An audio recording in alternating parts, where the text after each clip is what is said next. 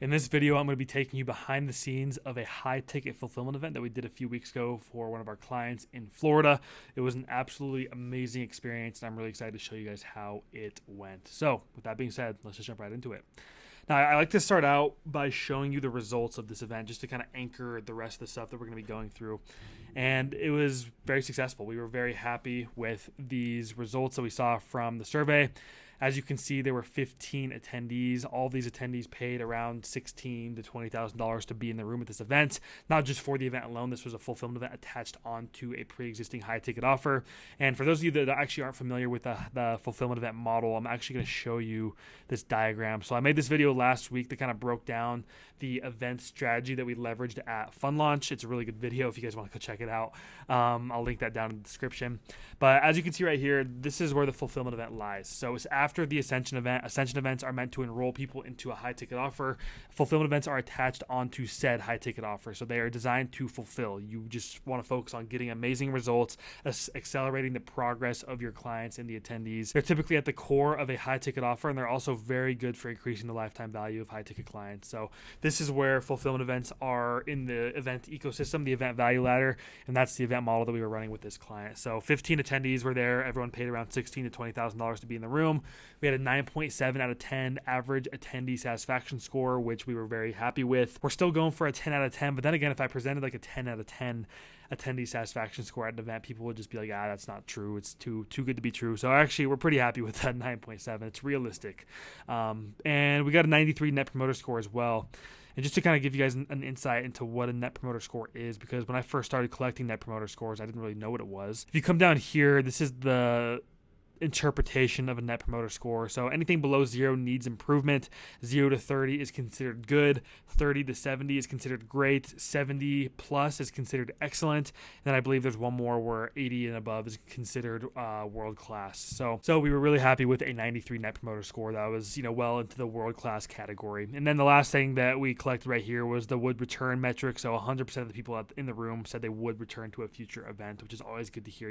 If someone doesn't want to return to a future event, it kind of gives you an indicator or a signal that the experience wasn't that good. It's not worth their time.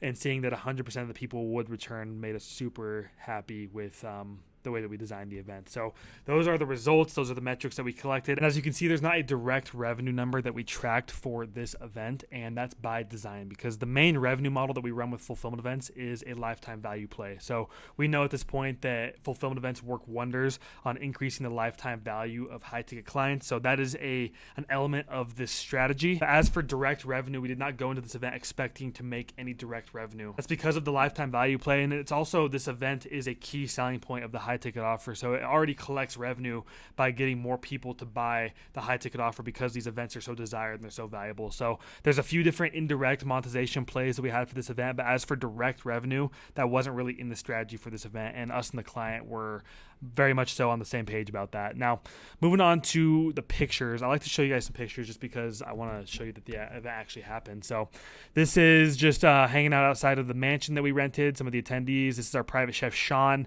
He's an absolute killer. Not actually, but he's just really good at cooking food.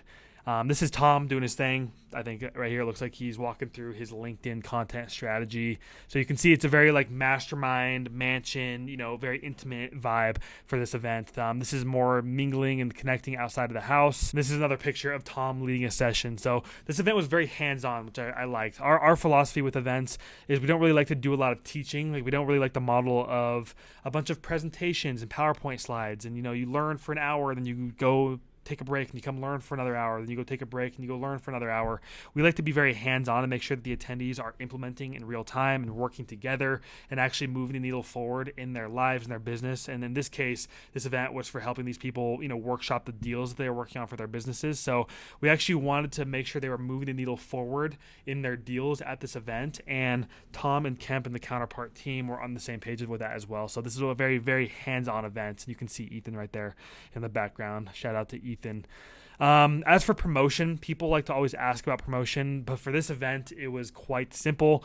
Like I mentioned, every attendee was a part of a program they spent 16 to 20K to be a part of, so it was kind of given they were going to attend the event. All we did was announce the event, and I'm pretty sure everybody that we wanted to attend ended up attending, maybe plus or minus a few people. But promotion was pretty simple. And this is why I'm a big fan of doing events once you have a warm audience and a pool of clients to promote the event to. Going back to this diagram here, at Fund Launch, that was one of the main reasons why events were so successful for us, is because we drew on the Fund Launch ecosystem for pretty much every event model. And even the Ascension events, most people will do an Ascension event and try to get cold people into the room, and you can do it. It's possible, and we did have some cold people in the rooms of these events. Like, we ran ads, we converted people through a sales funnel, so there were cold people, but most people that attended all of our events came from our Fund Launch ecosystem. So they were on the email list, they had bought in the previous product, they joined a free course, they subscribed to our YouTube channel. Whatever it was, there was some type of know, like, and trust factor, which made it way easier to sell them an event ticket. So that's the same case for this. This is on a much higher scale because people already joined and bought a program, and a part of that program was a fulfillment event, so they were going to attend. But that's still a warm audience play, and I'm a big advocate for marketing your events towards a warm audience of people that already know, like, and trust you. But again, that's a video for another day. Now, the last thing I want to talk about in this video is the objectives that we had for the event, and these were the objectives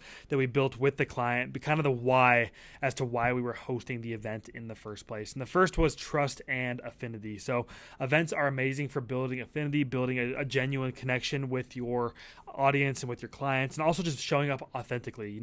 We live in a world that's very interesting right now. It's a very polished online world. People can use AI to write their contents. They can use AI to touch up their pictures. They can respond to stuff with AI. It's a very perfect experience online these days.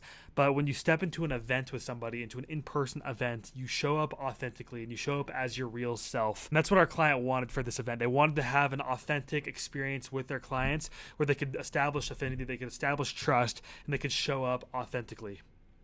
They can actually step into the arena with them and work on their deals, work on their businesses, and also just work on their lives and their personal development. They wanted to just step into this authentic atmosphere and do the work with them in real time instead of just hiding behind a screen the whole time. So that was a huge objective for the event, as well as strengthening positioning. We're starting to see in the online education coaching community industry that businesses that have an IRL event component, people that are hosting events and attaching events onto their different offers, they are very well positioned in the industry because of how much demand there is for in-person events and authentic experiences. So we acknowledge that, we know that's happening, and our client wanted to also kind of reposition themselves as a coaching program that has an online and an offline component, and as well as just an authentic brand. Again, going back to this trust and affinity, when other people see that you are hosting events for your business, and potential prospects and potential clients see pictures from the events, and they see videos, and they see that you are willing to step into real life with them and prove that you are who you say you are,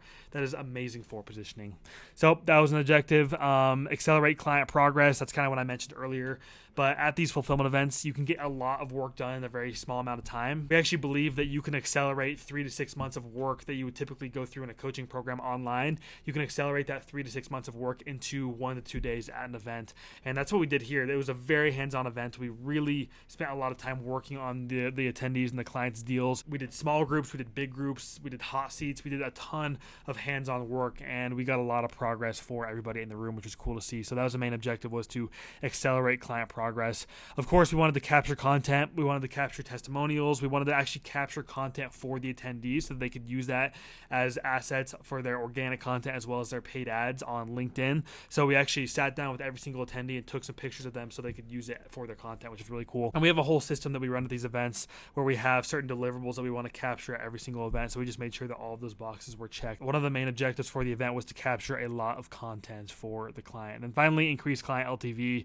This is just a given that comes along with fulfillment events. We've been doing this long enough now where we've seen what happens when you start hosting fulfillment events for a high ticket offer, and that lifetime value just skyrockets. So if you run a high ticket offer of any kind, I would highly recommend that you introduce a fulfillment events, at least one, ideally 2 to 3, but at least one into the offer, because you will see a crazy difference in the lifetime value. All right, that is everything I wanted to go through in this video, but I know the title says behind the scenes, and this is behind the scenes. This is like a look under the hood of what we did with our client, but some people want to see actual behind the scenes of an event. So for those of you that would be disappointed that I didn't actually show anything behind the scenes, I'm going to cue a brief clip behind the scenes at this event so you can watch that now. Associate editor. And then I went to